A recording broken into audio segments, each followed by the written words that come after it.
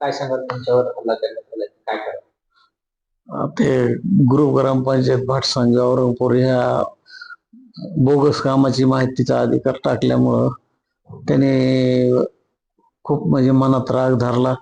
कुणीच आतापर्यंत त्याला 40 वर्षापासून विचारलं नव्हतं. म्हणून त्याला वाटलं की हे कसं काय एकटाच माणूस विचारायला लागला, गावातलं कोणीच माझ्या विरोधात उतरत नाही. म्हणून त्याने लगेच मग दुसऱ्या दिवशी स्टेटस टाकला की तुम्हाला दोन जणांना मारू म्हणून, जीवच मारू म्हणून असं सांगितलं होतं.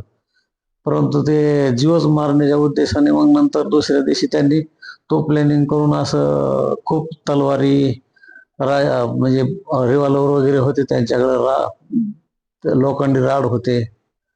अशा हिशोबाने ते आलेले होते तयारीने, पण आम्ही काय त्याच्या हाती लागलो नाही. आम्ही आपलं थोडस आम्हाला आवरलं आणि आलोत. काय काय नाव काय त्यांचं? श्याम पडुळे होता, संतोष पडुळे, तो सुजित पडुळे आणि एक तो कमलेश बोरडे म्हणून होता आमचे त्याला उपसरपंच.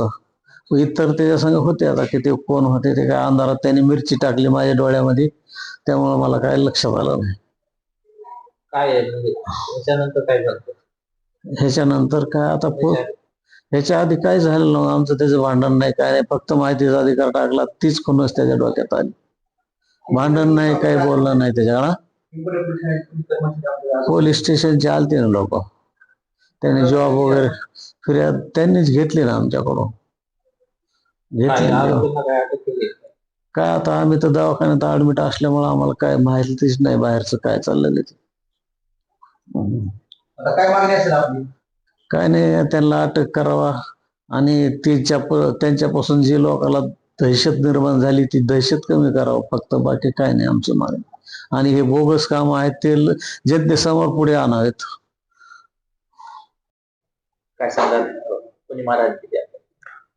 आमच्या ग्रुप ग्रामपंचायतचे सरपंच श्याम पडुळे व त्याची 2 मुलं, इतर गावातले त्याचे कमलेश बोरोडे, प्रदीप सोनवणे, आणखी इतर नाव आहेत ती त्याच्या गावातली आहेत. या सगळ्यांनी मिळून मारले. काय करा? आम्ही ग्रामपंचायतचा जी कामं झालेली आहेत आतापर्यंतची त्याचा माहिती घेतली होती, माहितीचा अधिकार टाकला होता. त्याचा राग मनात धरून त्यांनी आम्हाला मारले, मला आणि माझ्या वडिलांना.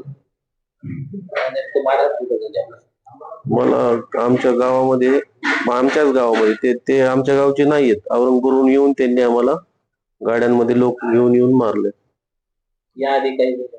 या अगोदर त्यांनी सकाळी स्टेटस ठेवलं होतं की आज 2 जण भाडखाऊ मार खाणार, स्टेटस ठेवलं होतं. आणि त्यांनी रात्री प्रदीप सोनवणेंनी, त्यांचाच माणूस आहे तो पण. त्यांनी रात्रीच्याला मग आम्हाला वडिलांना मला गाठून मारलं.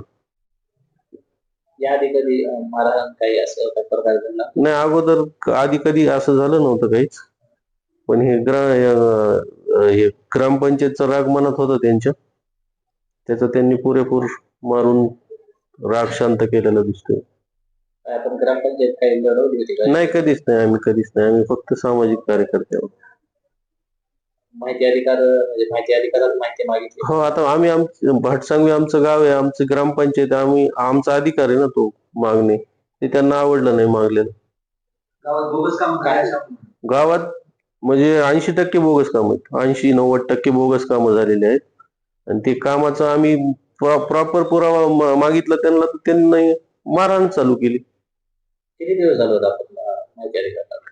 आमचं हे 3-4 महिन्यापासून चालू होतं माहिती घेणं. आता काय पोलिसांनी काय ऍक्शन घेतली?